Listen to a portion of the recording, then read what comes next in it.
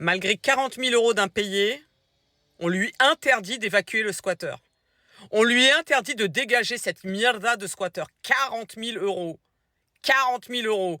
En fait, la mierda là, de squatter, il a payé le loyer une fois et après terminé, il n'a plus payé. Il n'a plus payé. Le gars, le propriétaire, tous les mois, il doit payer un crédit de 1700 balles. 1700 balles. Et il n'est plus en possession de son bien. D'ailleurs, il ne sait même pas dans quel état il va retrouver son bien. Alors oui, il y a la nouvelle loi qui est passée. Mais est-ce que vous trouvez cela normal?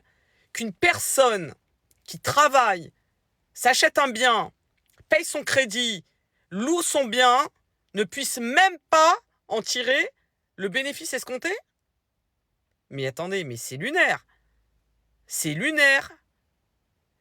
Cette mierda de squatter, il avait triché sur ses revenus. Mais là, le pire,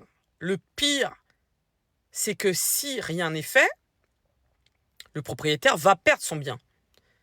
Il va être saisi et il va être vendu aux enchères avec une perte de valeur. Hein. Bah oui, forcément. La valeur, elle va être dégradée pour la mise aux enchères.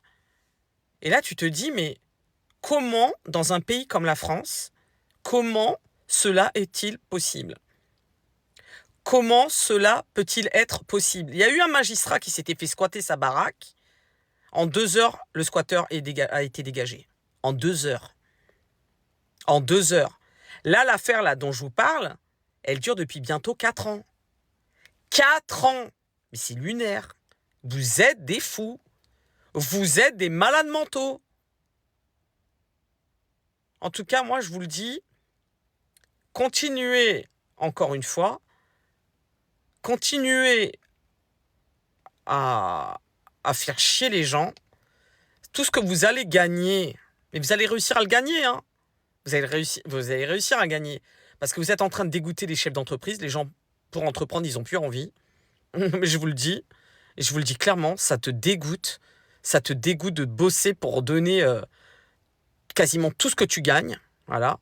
Et même quand tu décides t'arrives à t'en sortir, que tu investis dans de l'immobilier, eh bien, tu as encore une fois des parasites qui viennent te casser les couilles, au-delà du fait qu'on te demande de payer des impôts et tout le bordel, hein, sur les biens que tu as acquis quand même. Hein. Tout va bien. Vous lui avez suspendu la taxe foncière au moins? Hein? Vous lui avez suspendu au moins? Bande de mierda que vous êtes avec vos lois de merde. Le pire, c'est qu'on vous paye pour nous pondre des lois de merde. Franchement. Moi, je te le dis, je diviserai par 2, moi, les sénateurs, là. Par 2, si c'est pas plus.